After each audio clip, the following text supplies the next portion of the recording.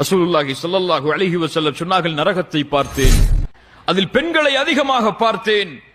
அவர்கள் மறுப்பாளர்களாக இருப்பார்கள். இருந்த காரணத்தால் ரசூலுல்லாஹ்விடத்தில் கேட்டார்கள் சஹாபாக்கள், யக்ஃபுர்ன பில்லாஹ், அல்லாஹ்வை மறுத்த காரணத்தால் அவர்கள் சொர்க்க நரகத்தில் இருந்தாங்களா அவ்வளவு அதிகமா?